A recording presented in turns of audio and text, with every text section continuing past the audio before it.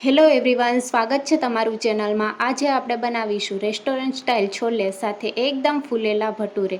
જો તમને મારી રેસીપી ગમતી હોય ને હજુ સુધીમાં ચેનલને સબસ્ક્રાઈબ ન કરી હોય તો સબસ્ક્રાઈબ કરવાનું ના ભૂલતા। છોલે બનાવવા માટે પોણો કપ જેટલા કાબુલી ચણાને 6 થી 7 કલાક માટે પલાળી લીધા છે। ચણા સારી રીતે પલળી ગયા છે। હવે બધું પાણી કાઢી લઈશું।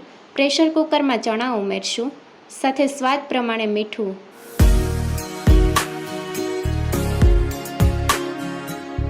ચણાને બાફવા માટે 1.5 કપ જેટલું પ્રેશર કુકરમાં પાણી ઉમેરશું। ચણા બાફતી વખતે બહુ વધારે પાણી નથી ઉમેરવાનું। છોલે ચણાથી અડધો ઇંચ જેટલું ઉપર સુધી પાણી ઉમેરવાનું છે। અને હવે પ્રેશર કુકરનું ઢાંકણ ઢાંકીને મીડિયમ ગેસની ફ્લેમ ઉપર 6 થી 7 વિસલ કરી લઈશું। ચણા બાફતી વખતે ગેસની ફ્લેમ મીડિયમ રાખવાની છે। મીડિયમ ગેસની ફ્લેમ ઉપર 6 થી 7 વિસલ કરી લીધી છે। હવે પ્રેશર કુકરનું ઢાંકણ ખોલી લઈશું અને ચણાને જોઈ લઈશું। ચણા સારી રીતે બફાઈ ગયા છે। આ રીતે મેશ કરીએ તો મેશ થઈ જાય છે। હવે ચાળણીની મદદથી ચણા અને પાણી અલગ કરી લઈશું।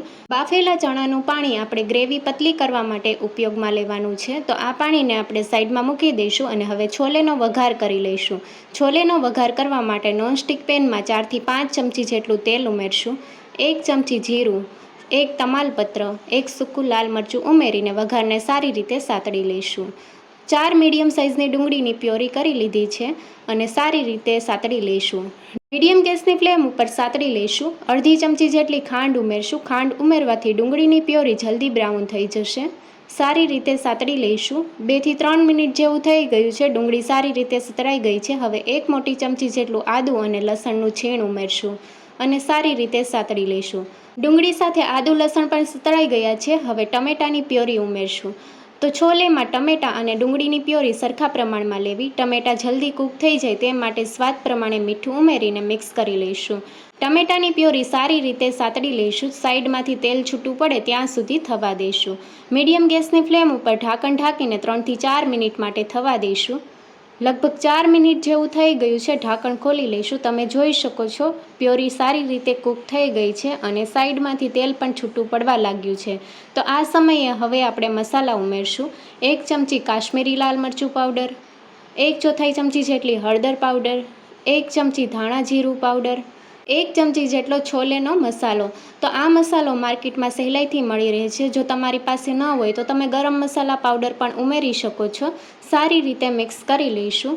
તો આ રીતનું તેલ છૂટું પડવા લાગ્યું છે। હવે આ સમયે છોલે ઉમેરશું। તો બાફેલા ચણા ઉમેરીને સારી રીતે ગ્રેવીમાં મિક્સ કરી લઈશું। ચણાને ગ્રેવીમાં 1 મિનિટ માટે સાતળી લઈશું, જેથી ગ્રેવી અને મસાલાનો ફ્લેવર ચણામાં આવી જશે। તો આ રીતે સાતળી લીધા છે। હવે ગ્રેવીને પતલી કરવા માટે બાફેલા ચણાનું પાણી ઉમેરશું। ગ્રેવી તમારે જે રીતે પતલી કરવી હોય એ રીતે તમે પાણી ઉમેરી શકો છો અને ગ્રેવીમાં આપણે પાણીને સારી રીતે મિક્સ કરી લઈશું અને હવે ઢાંકણ ઢાંકીને મીડિયમ ગેસની ફ્લેમ ઉપર 6 થી 7 મિનિટ માટે થવા દઈશું, જેથી ચણામાં ગ્રેવીનો સારી રીતે ફ્લેવર આવી જશે। 6 મિનિટ જેવું થઈ ગયું છે। ઢાંકણ ખોલી લઈશું। તમે જોઈ શકો છો છોલે સારી રીતે થઈ ગયા છે। તેલ પણ છૂટું પડવા લાગ્યું છે। તો હવે આપણે છોલે ઉપર રેડવાનો વઘાર તૈયાર કરી લઈશું। વઘારિયામાં 1 ચમચી તેલ ઉમેરશું। તમે તેલની જગ્યાએ ઘી પણ લઈ શકો છો। મરચાંની સ્લીડ ઉમેરશું, સાથે આદું ઉમેરશું અને સારી રીતે સાતળી લઈશું। ગેસની ફ્લેમ બંધ કરી દઈશું। હવે અડધી ચમચી જેટલું કાશ્મીરી લાલ મરચું પાવડર ઉમેરીને મિક્સ કરી લઈશું। લાલ મરચું પાવડર ગેસની ફ્લેમ બંધ કરીને પછી ઉમેરવાનું છે। હવે વઘારને આપણે છોલે ઉપર રેડી દઈશું અને ઢાંકણ ઢાંકીને 2 મિનિટ માટે થવા દઈશું। વઘાર ઉમેરીને 2 મિનિટ માટે આપણે ઢાંકણ ઢાંકી દઈશું, જેથી વઘારનો ફ્લેવર છોલેમાં સારી રીતે આવી જશે। 2 મિનિટ જેવું થઈ ગયું છે અને છોલે પણ તૈયાર થઈ ગયા છે। કોથમીરના પાન ઉમેરશું અને મિક્સ કરી લઈશું। તો એકદમ રેસ્ટોરન્ટ સ્ટાઇલ છોલે તૈયાર છે। હવે છોલે સાથે ખાવાની મજા આવે એવા ભટુરે તૈયાર કરી લઈશું। ભટુરેનો લોટ બાંધી લઈશું। મિક્સિંગ બાઉલમાં 1 કપ મેંદો ઉમેરશું। ભટુરે એકદમ ક્રિસ્પી બને તે માટે 2 ચમચી જેટલો ઝીણો રવો ઉમેરશું, સાથે 3 ચમચી જેટલું દહીં ઉમેરવાનું છે। દહીં વધારે પડતું ખાટું નથી લેવાનું। સ્વાદ પ્રમાણે મીઠું ઉમેરશું, અડધી ચમચી જેટલી ખાંડ ઉમેરશું અને ભટુરે એકદમ ફૂલેલા બને તે માટે ચપટી ખાવાનો સોડા ઉમેરશું અને બધી વસ્તુને સારી રીતે મિક્સ કરી લઈશું। દહીં સાથે લોટને મિક્સ કરી લીધું છે અને હવે જરૂર પ્રમાણે પાણી ઉમેરીને આપણે ઢીલો લોટ તૈયાર કરી લઈશું. તો ભટુરે માટે એકદમ સોફ્ટ લોટ તૈયાર કરવામાં આવે છે. વધારે પડતું પાણી નથી ઉમેરવાનું, થોડું પાણી ઉમેરીને મિક્સ કરી લઈશું. ભટુરે માટેનો લોટ તૈયાર થઈ ગયો છે. તમે જોઈ શકો છો આ રીતનો ઢીલો લોટ તૈયાર કરવાનો છે. હવે 1 ચમચી જેટલું તેલ ઉમેરીને લોટને સારી રીતે મસળી લઈશું. 2 મિનિટ જેવું મસળી લીધું છે લોટને અને હવે લોટ આ રીતે ભેગો કરી લઈશું અને લોટને આપણે એક બાઉલમાં કાઢી લઈશું. ભટુરે માટેનો સોફ્ટ લોટ તૈયાર છે. લોટને બાઉલમાં કાઢી લઈશું અને ઢાંકીને 1 કલાક માટે સેટ થવા માટે મૂકી દઈશું.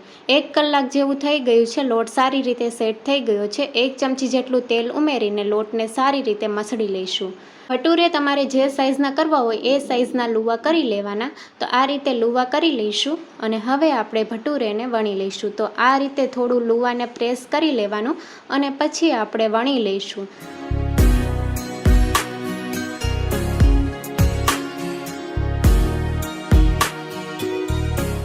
ભટુરેને આ રીતે વણી લીધું છે અને તમે જોઈ શકો છો એકદમ સોફ્ટ લોટ તૈયાર થયો છે. આ રીતે બાકીના બધા ભટુરે આપણે તૈયાર કરી લઈશું. ભટુરેને તળવા માટે ગરમ તેલ મૂકી દીધું છે. તેલ સારી રીતે ગરમ થઈ ગયું છે. ભટુરેને તળતી વખતે ગેસની ફ્લેમ હાઈ રાખવાની છે અને તેલ ગરમ હોવું જોઈએ. હવે ભટુરેને આ રીતે પ્રેસ કરી લઈશું અને સારી રીતે તળી લેવાના છે. તો બંને સાઈડથી આપણે સારી રીતે તળી લઈશું. તો એકદમ ફૂલેલા ભટુરે તૈયાર થશે. ગેસની ફ્લેમ હાઈ રાખવાની. ભટુરે તૈયાર થઈ ગયું છે. આ રીતે આપણે બાકીના બધા ભટુરે તળી લેવાના છે. છોલેને ગરમા ગરમ ભટુરે સાથે સર્વ કરીશું. તો તમે જોઈ શકો છો એકદમ ફૂલેલા ભટુરે તૈયાર થયા છે અને અંદરથી જાળી પણ પડી છે. એકદમ સોફ્ટ ભટુરે તૈયાર થયા છે. રેસીપી ગમી હોય તો ચેનલને લાઇક, શેર અને સબસ્ક્રાઈબ કરો. Thank you for watching.